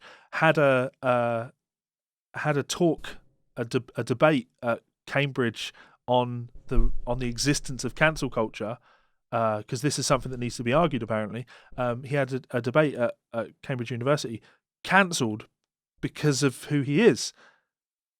Still, were people trying to argue with him that this isn't a thing? Like, cancel culture is ridiculous. Social media is great, but also terrible thing because it just enables mobs to mobilize much more effectively. So I fear the impersonality of the internet because you're right. As soon as one person voices a strong opinion and people start getting into that mob mentality, and because there's no immediate consequence when you're at a computer, I think it's really detaching in terms of like what your choices would be, because you might be on Facebook, Twitter, fucking Instagram, YouTube comments, just talking shit at people like, I would fucking rip your head off. I'm going to absolutely fucking snap your legs like twigs. I'm going to eat you. Whatever, like, fucking insane things. 99% of the time, you're not going to say those things in person. There's maybe a rare 1% where that person would actually just fucking flip. It happens, we're all human. Yeah. But you know what I mean? Like, sure. A lot, it's definitely way more bark than bite, a lot more bluster than anything else. That's a dangerous thing in itself. We all feel safe when we're in that group. When you're the anonymous signature on this on a petition like this, it's easy when you're part of the group. Anyway, we're going way too far away from actual guitar stuff. I'm enjoying it though. It's nice to go off on a tangent and actually have like a almost relevant conversation. Yeah. Graham Linehan, great comedian. Absolute shite bag of a human being. Yeah, I was trying to be politically correct and not be totally out of order, but personal opinion is he's an absolute fanny. I lost a lot of respect for Gearslut. Rab Florence as well. After everything to do with Burniston. Also on some of the Chewing the Fat stuff. Sure. Because he was really ignorantly vocal at the same time with Marcus's trial. But anyway, that's besides, it's not to do with that. Yeah. That's another very, very polarising issue. Marcus makes a very bad case of not giving enough of a fuck to clarify where he actually stands and just let other people make their mind up and play the game. And I think it polarises people that might be on his side, personally. Sure. Anyway, again, another fucking tangent. What were you saying? Sorry. Well, I was going to say, what we're doing here is we're not talking enough about guitar stuff, so allow us to move on to our next story, where we talk about perfume. Yes, let's do it. Called Save Me. Yeah. For just €235, just Brian May's new perfume will make you smell like the British countryside. Shit, cow shit. You'll smell like cow shit and rain. Fantastic. Cow pat and cut grass. Compassion has never smelt so sweet, says Queen's Brian May as he launches Save Me, sent to benefit wild animals. I just need to fucking shocker. I've got to throw more jokes at this before we move on. Smell like the British countryside. Isn't Brian May's issue with the British countryside that we kill too many foxes and badgers? So does this perfume smell like badger corpse? Is that what we're going for here? Yeah, it smells like roadkill and the fumes from everybody's Land Rover Evoque that they drive, you know, the Chelsea tractors. Yeah, and fly tipping. It smells like garbage at the side of the road. That's it smells like old tyres and building supplies. And a child's swing randomly. Yeah, I've never known a country quite like this one, because there are just places that when you're driving, you have to roll up the windows because suddenly, for a good 3 mile period, it just smells like like sulfur coming through the windows. Like It what depends comes where you out of the ground. Yeah, I'm not saying all over, but that's the point. Like there are just random places you'll drive through, and you just know, oh, we're getting to that place. Better roll the fucking windows up. You look around, you're like, oh, there's no houses here. Why? Because this place smells. Yes, either you're next to a dump or the farmers have been out and they've slurried the fields very quickly. I'll read through this one quite quickly because it's not to be dismissive. I do love Brian May. I was playing some Queen yesterday actually. Soloing along with I Want It All and a couple other tunes. Also, worth pointing out, I love foxes and I love badgers. So yeah, I just fine. Like, I have a fox tattoo. Like no one thinks you're an animal phobe. You're stamping on them or anything. You're not a Tory after all. Boom, got it in. Ah, well done. Yeah. Because to our friend Lauren's point, being a Tory means that what you want is fox hunting to be legal. Yeah. Everybody knows that. It's a big deal to anybody that voted Conservative. I mean, the ones that are in cabinet probably, and the ones that stay in the places where they actually go fox hunting. Yeah. They did push through legislation that claims scientifically that animals don't feel pain. Yeah. So therefore, somehow legally, it's not morally wrong to kill animals. And that's another one that I don't think it covered way enough. Even at the strictest measures of lockdown, parties of up to 30, I believe it was, were allowed to go fox hunting. Yep. Talk about priorities, eh? Yeah. Anyway, let me read through this quickly because, again, who cares? But it's Brian May, so it's interesting, I suppose. Well, there was another story that I was going to do, which is that Total Guitar Readers just voted Bohemian Rhapsody as the greatest guitar solo of all time. And yeah, might as well make a mention of it because all these years on, people still hold that solo in really high regard, and it is a fucking great solo. So let's not pretend that Brian isn't, one of the greats. He's such a formative guitarist in terms of even just the sound of electric guitar in rock. Yeah. Whether people want to admit it or not or realise it or not, that is a man who has created so many voices for guitar that you have heard other people do and not realise that's where they've came from, and maybe even they didn't. Yeah. You know, one that always catches me off guard, listen to I'm Going Slightly Mad. Mm-hmm. That guitar solo is so disjointed but flows perfect. Yeah. And it's just like, in my mind, it's like a perfect example of Brian May being tasteful and really clever. Yeah. It's so resourceful. And then, like, without getting on to sucking Brian May's dick when it comes to guitar, just these guitar tones fucking ridiculous. Yeah. That piercing, ridiculous, no effort whatsoever harmonics at the high end sometimes, and then cleaning it up and having beautiful touch and it almost being like he was playing like a lap steel or just... Yeah. Got to get that treble booster. It's all about the treble booster. Absolutely. Jam make a really good... I mentioned the Delay Llama earlier in the show, but Jam have a really nice treble booster called the Rooster. I think I've seen them before, actually. I would definitely have one. I'd love to get Brian May's sound, but again, we're digressing. Let me just read this very quickly. This was on Louder Sound, and I think it was published 10 days ago. 10 days ago. Ever wanted to smell like the British countryside? No. This is the enticing prospect being dangled before us by Queen's Dr. Brian May, guitarist, astrophysicist, and now budding perfumer, as he launches his bespoke Save Me scent into the wild. Now, loads of puns there, aren't there? I'm going to need to read more of this website because that's good writing. That's some great punnery right there. It is good writing and clever. The new perfume, launched last week, is a collaboration between Dr. May and Brummer, founders of the charity Save Me Trust, and Sergio Momo, CEO of creator-director of Xerjoff Group. That's XERJOFF for anyone interested. And was created to make a significant contribution to the defence of wild animals' wellness. Part of the proceeds from the sale of the perfumes, available on Xerjoff's website, will be donated to the cause. I'm excited about this unique collaboration, says May. My great friend Sergio Momo has, with great generosity, designed a new perfume to benefit wildlife through the famous company he created, Xerjoff, working with the Save Me Trust. Compassion has never smelt so sweet.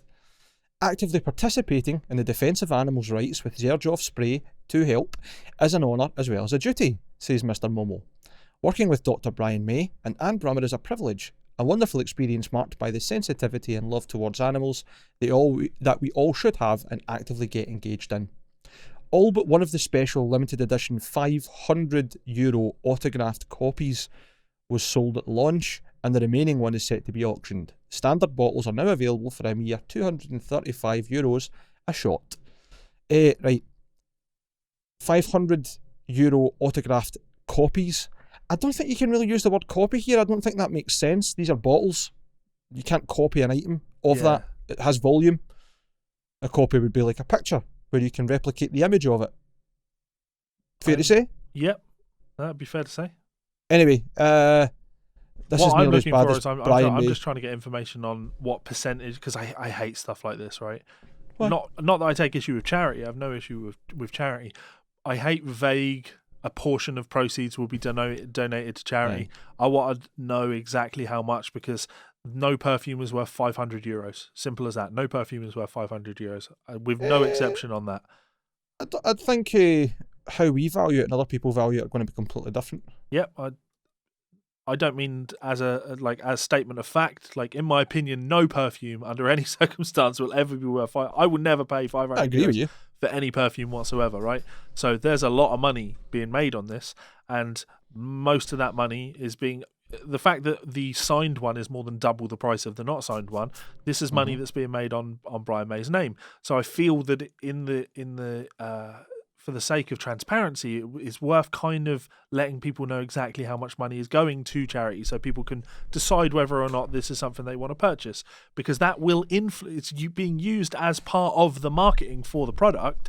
So you would imagine that fact is probably quite important. If someone's going to spend €500 on this and they're told that €1 will be donated to charity, that might change their mind, compared to them thinking that maybe €300 is being donated to charity. You know what I mean? Yes. And the fact that they haven't given this fact away tells me that it's probably quite a low percentage. Yeah, I think you could be bang on. Yeah. But, well, we'll wait and see. It'll be very interesting to see where that goes. Speaking of interesting to see what's going to happen, not written off yet. Music festivals determined to go ahead amid COVID-19. And this was an article in The Guardian. Yeah. We don't even need to read it. 2 days ago. Yeah, it's not happening. Glastonbury's been cancelled since. Yeah. Download is still pushing ahead, but it's just not going to happen. It's just not going to happen. Not just because of COVID, but because of Brexit. Yeah. I mean, even just reading the first paragraph of this summarises the myopic hopefulness of people. The cancellation of Glastonbury Festival for a second year running has cast doubt on the summer's live music season. But organisers say they're still optimistic, especially if the government helps out. Because they've done so great for musicians so far. They've been fantastic at funding them and making sure that venues don't go under, and that freelance musicians and people in the music industry in general, you know, the ones you don't really see, the caterers, the riggers, the people that operate the live sound and lights, the operators, even the suppliers for the music equipment, they've all been looked after so much. Yeah. You know, the arts are so valued in the UK. We're such a lucky position. Especially when we've got like champions like Boris Johnson pushing forward for visa-less travel for musicians and safeguards for them throughout Europe, and all of this, you know, all these real obvious telltale signs that your contribution to the arts matter. I think that's really as much needs to be said. Like, I do not see it happening. Don't get me wrong, and I said this to Levi before we even started, very hypocritical on my part for anybody looking in, because Party Cannon have gigs booked for this year. Yeah, but yeah, you have to. Very optimistic. Yeah, you have to. Yeah, trying to get things sorted, right? You just prepare yourself for it and hope that it comes together. But you acknowledge that it probably won't. But you'd hate to not have them booked and be able to do them. Well, that's it. So Chris has been booking a lot of stuff and asking about dates and stuff, and I've always just been like, yep, if it's going to go ahead, we'll do it, as long as it's safe and government guidelines don't change and whatever else. And I've kind of been of the mindset of, well, if it's booked and I don't think it's going to go ahead and it gets cancelled, I'm not any worse off than I was to start with. Yeah. But if it gets booked and I think it's going to get cancelled and then we manage to make it, then I'm pleasantly surprised rather than disappointed. So it's not a bad thing. So, I think we're all in agreement. Like, they're not happening. Festivals aren't happening. I just saw. I've got a lot of teachers on Facebook, and some of them just posted articles from newspapers today saying that schools won't be going back until the Easter break. which is Schools won't be back this year. I don't see it. which is just hilarious, isn't it? Because I'm sure like a few months ago we were sat on this very podcast taking issue with the fact that everybody was in lockdown but schools are open, and the government told us that it's okay that schools are open because transmission rates are low in schools. Why are they closed now then? I know. We can take any. The argument at the moment probably is that the new strain is more virulent, and it's more dangerous, and it's easy to catch. So it's now a bit more dangerous. Before it was just the ignorance of children don't get COVID, doesn't matter. Yeah. Like, of course, they can't be silent carriers and pass them to teachers and their own family members, and stupid. Like, talking about breaking the chain of transmission and then just having all your children, those so focused on tiny drunk fools, Melissa. Exactly, so focused on personal hygiene at all times and strict social distancing. Yeah. They would be the ones that have gave free rein, Those kids, the ones that definitely don't eat sand and lick things on the floor. That's and give exactly a fuck. what I was going to say. It's just, and you know what, man, like, sorry laughing about it, but I was really fucking angry about the situation, especially because Finley's in my life, you know what I mean? I care about him and I don't want anything to happen to him, but a lot of my friends are teachers, and it's just, the government have just been playing take the piss with them more forefront when it comes to this stuff, as well as everybody else's like fucking incomes and lives. Yeah, the coronavirus is terrible, we have lockdown. But actually we're really worried about the economy, so we'll do eat out to help out. You're allowed to go to restaurants, it'll be great, and then try and blame those people for transmission. Like, fuck you. Absolutely fuck you. If you had any concern whatsoever for the welfare of people and the economy, a universal basic income would be given, or an allowance to people who are on low incomes or working class or benefits further than what they get at the moment. Because if you really want to keep the economy going, you need the people with money in their pockets to pay that into companies to generate tax revenue, to keep money going through. Giving it to people who run companies. Into companies now though, because no companies are open. Disagree. You can order online and you can get takeaways and stuff. Granted, there are going to be a portion of the economy that don't have open doors, that are going to struggle, and that's where further support should be. But my point isn't that it should just be consumers. My point is that stop giving money to companies that then fuck it offshore or put it back into the company, because then you're not actually doing anything for the economy. That money's just being taken out of the economy, even worse. Well, if you give me a lot of money, I put it into my company, and what that's meant is my tax bill has gone up, doubled every year for the last 5 years. Like, yeah, but you're not Google. No, you're sure, not but Starbucks. You're not Amazon. Yeah, you pay your tax because you are not big enough to go around it. You're talking about the big conglomerates. I'm just talking about any company that has enough money and resource to circumvent paying tax. Sure, but that's... And other actors who are taking the piss. For example, Sir Philip that owned BHS. Yeah. There's no money in it. We'll just need to collapse it. Nobody's getting their pensions. Yeah. No bother. That's you and your 40 million yacht. Yeah. Sound. Yeah. So that kind of shit there are pisses me off. Going to be examples like that, but for every one like that, there are companies that. The reason I said like there are no companies for us to spend the money on is, and you saying but you can get takeouts. Sure, you can, but I think that's the worst thing in the world for businesses like that, because the government are essentially saying, well, you can still do takeouts. So all right, your income might have been the business's income might have been decimated by about 70%, but we've not actually technically closed you down, so you'll just have to make do. And because of that, like, companies their revenues are ridiculously low, and they're struggling to stay open. Like, well, that's the struggle with the economy thing. Like, it's I don't think you can do both. I think you would need to do both, but rather than funding money into the business per se, obviously they've been doing the zero interest business loans and grants for certain scenarios. Look after people. If people have money, everything will be okay. Well, there's no circulation of cash if the people who need it the most, people who don't have credit facilities or a big stocked up fucking fridge, whatever, people that genuinely need money to live, which is everybody, but more importantly the people in the extreme poor, the people who don't have a lot of expendable income or extra money, just let people have money and they will generate tax revenue without trying. I think we can still definitely support small businesses, because that would be supporting people anyway. If you're giving someone a universal basic income and they're self-employed, then that may as well be their wages. To be clear, I wasn't saying that the government needs to support small businesses more. I mean, they obviously do. I wasn't really taking a position. All right, okay, fair enough. Sorry. was I just. thought you were arguing.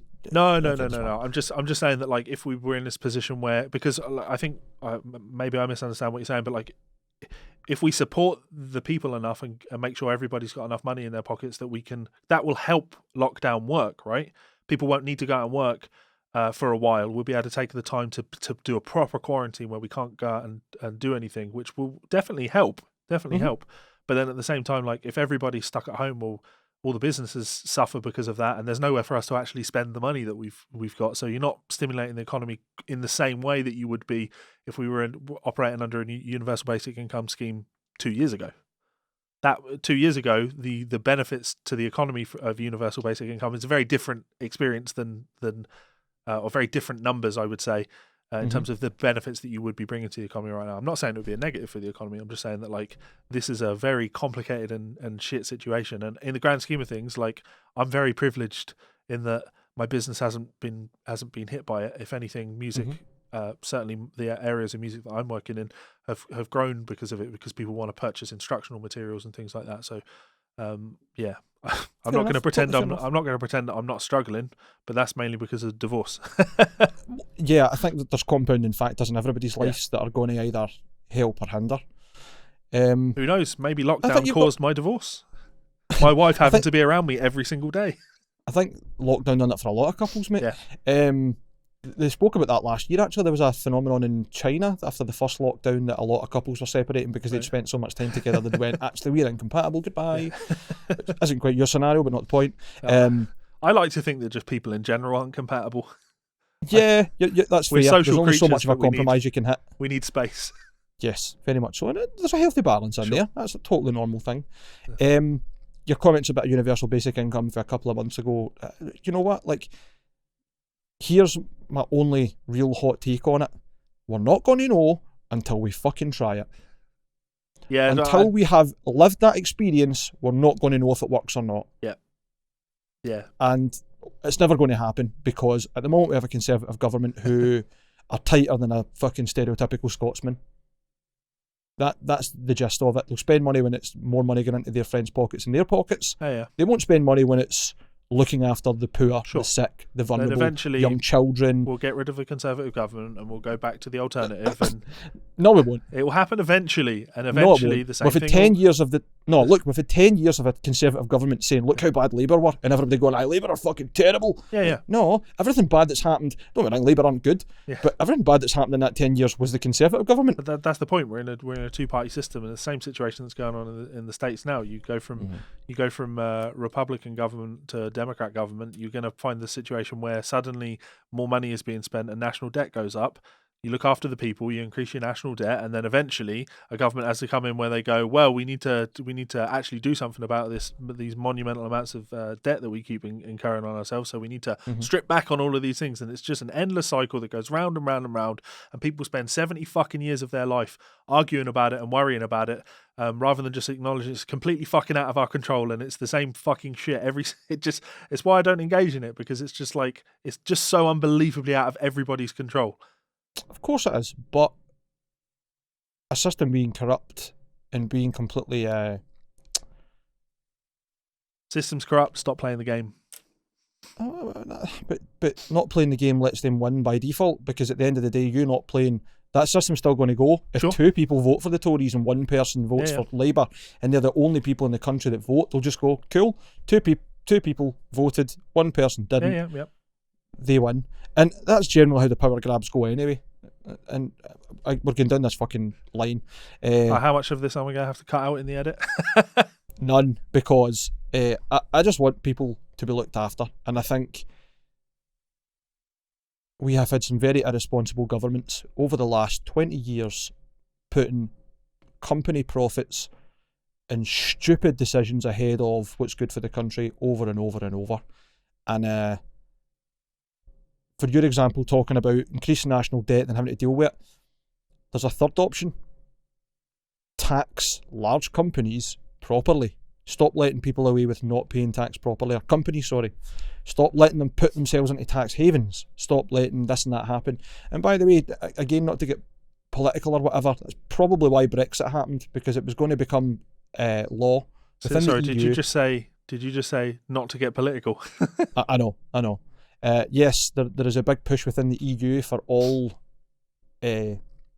financial data to be published, essentially, so that they can weed out tax havens and companies taking the piss. And it wouldn't surprise me if that's entirely why Britain went so fucking gung-ho towards trying to tell the public what to think regarding Brexit, if that's a good way to put it. Anyway, look, I went totally off topic, right? Mike doing a mic. I know. What am I like? What am I like? Can you get through this Dino Cazares story for me in the next fucking 60 seconds, please? Because it's 12:05 and I've got a day to do. My poor dogs need to go out. I'm sure they won't grudge you 60 seconds. Fear Factory's Dino Cazares finds a bullet in his windshield and tells the cops he has 3 enemies. Guitarist reveals that the LAPD have launched an investigation into the incident. This was reported 2 days ago on Consequence of Sound. I believe it came out maybe around about then, if not before. But it's obviously quite a scary moment for Dino. I'll just read this quickly. So Dino, founding guitarist of industrial metal band Fear Factory, found a bullet in his windshield, leading the Los Angeles Police Department to launch an investigation. When asked by officers if he had any enemies, the veteran musician named 3 people. On Thursday evening, how many members were there in Fear Factory? Sorry, just joking. On Thursday evening, January 21st, Cazares shared an image of the incident via his Twitter account. Amazingly, the bullet shattered the glass, but remained lodged in the windshield. He also posted a photo of a police officer holding the bullet in his gloved hand. Bullet hole in my windshield today. Los Angeles Police Department asked me if I have any enemies. I said yes and named 3 people, wrote Cazares. Let's see where this investigation goes. LAPD say it looks like a .45 caliber. It's a big bullet. I hate this. That is an ominous beginning, as it says, for 2021. Yeah, what do you hate about it? I hate this so much. This is just an opportunity, I feel, for Dino to be throwing a bit of shade and drum up a bit of drama, because initially when I saw this, I had thought that, was he in the car at the time? Was he in the car? I don't think so. Doesn't appear so. Don't think so. So this, on the one hand, you're going, okay, I've got 3 enemies in life, and this is how they choose to send a message to me. Or we could look at this and say, you live in Los Angeles. How many guns are in Los Angeles? What's gun violence like in Los Angeles? How many guns are fired every day in Los Angeles? Where do those bullets have to go when you fire a gun?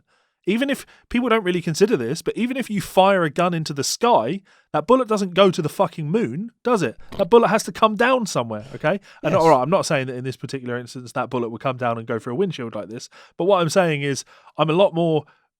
I have to look at this and go, you've got 3 enemies in your life, and a bullet has hit the windshield of your car in a city that is full of fucking guns. Have I told the story about going for a barbecue at Carlos's house when we were in LA? No, Party Cannon were in the States. We had like 5 days off between playing in California and playing in Chicago. So we decided, because we didn't have any gigs and Chris wasn't with us at the time, he was unfortunately to fly home for work. We were like, cool, we'll just spend 5 days doing a bit of touring. So we hired a car and I drove us from San Francisco to... Was LA the first place we went? Might have been the first or second day. We did a bit of San Francisco and other places in California. Then we went to LA. Anyway, we're in LA. We went to the Griffith Observatory. We pretended that we were obviously Terminator. Yeah, of course. We revelled over the top of it. I mean, the view of fucking Los Angeles is ridiculous, man. How big it is and how far it stretches. And then just thinking to ourselves, like, this is fucking ridiculous. What a size of city. We went to the Rainbow Room. We went down Sunset Boulevard. Did a lot of touristy shit, as you do. You know, we went and saw Lemmy's... it's not an effigy, is it? Like a statue. The memorial. And then we ended up going to a barbecue at Carlos. At Carlos's house. Carlos being the owner and leader of Gorehouse Productions, our record label. Big shout out to Carlos, being a handsome and beautiful man and always looking after us. Anyway, we were at his house. I drove to his house. He told me to bring the car into the driveway. So we got there. It was quite dark. We had some food.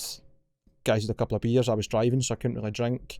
And then a helicopter flew over, and it was like I swear to God, you probably could have jumped and grabbed onto it.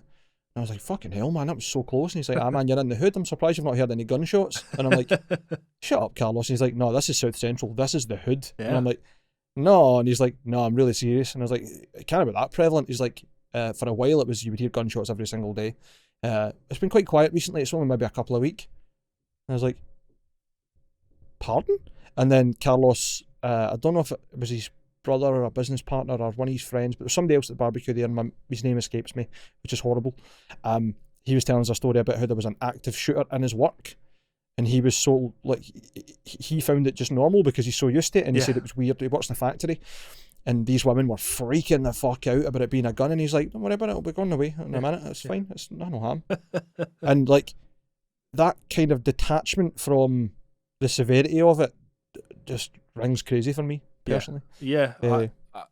I'm not a bullet forensics expert, so take everything I say here with a grain of salt. But what makes sense to me looking at that picture is that the bullet hit this. It's the bottom of the windshield. You can see it's the bottom of the windshield. It's near the dashboard, and the trajectory appears to be from an upward angle. So maybe from an overpass. Car was parked. Someone shot at it, but also, you know, you don't get to comment that it's a big bullet and then ignore the fact that it didn't break your windshield either. So not shot at the car from very close, like a great distance away. I don't know about this. I don't know what kind of damage a bullet that size would do if you fired it into the air and it landed on your windshield. But could possibly be that.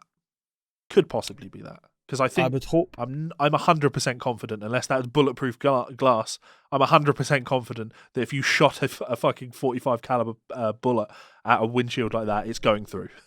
Oh, absolutely, man. You could throw a bit of fucking porcelain that would go through a windscreen. Never mind something like that. This is probably somebody shooting in the air or a ricochet for somewhere else. That's what the comments are all saying on Instagram or Twitter, sorry, and that's what I thought as well.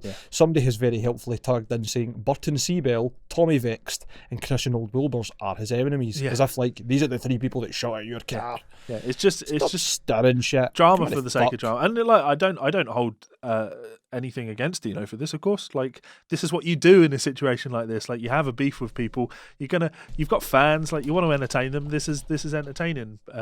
But yeah, I'm gonna use that as a segue, of course, because what guitars does Dino play? Some beautiful Ormsby guitars. This show has been brought to you by our friends over at Ormsby Guitars. If you have the time, please do head on over and follow them on Instagram to see more of their incredible work. I'm actually spending more and more of my time each day scrolling through Instagram and really getting the appeal of looking at incredible instruments like this. It just makes you want to order something really, really special. Of course, you can always contact them if you want to order a custom shop guitar, or head on over to their website, check out the pre-order section, and get involved on the upcoming Goliath Run 14. Again, one of these guitars can be pre-ordered for as little as $1,200 US. That's an incredible price. That's a lot of guitar for very little money. So if you want something like this in your life, head on over to ormsbyguitars.com and get involved. Thanks so much to Ormsby, and we'll see you for another show soon. Laters. So as always, a huge thank you to our friends over at Ormsby Guitars. You guys absolutely fucking rock. We're big fans. Please do go and check them out. Check out their Reverb page. A couple of bits and pieces up on there, but very limited amounts of things up on there. Check out their website. Get involved on an upcoming run of guitars. You will not regret it. You'll find something pretty cool. Mike, anything you'd like to add to that? I can't wait to get more Ormsby's to play, and I can't wait for Austin to get his, and I can't wait to send out the care packages and the merch to everybody that won. Sorry, there's been a bit of delay. Obviously, real life / Brexit / coronavirus is causing a wee bit of a holdback, but promise we'll get it out to you. There's no strangeness in this or whatever if you think there might be something suspect.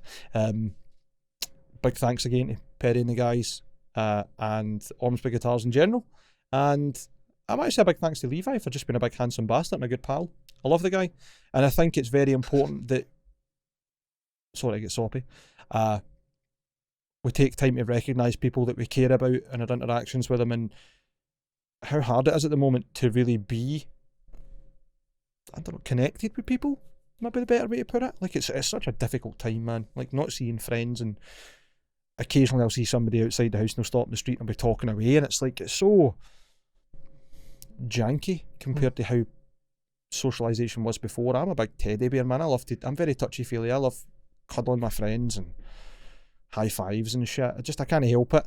And it's been really fucking horrible for the last year and a half to not even be able to cuddle people. Yeah, you should be more like me. I hate physical contact. COVID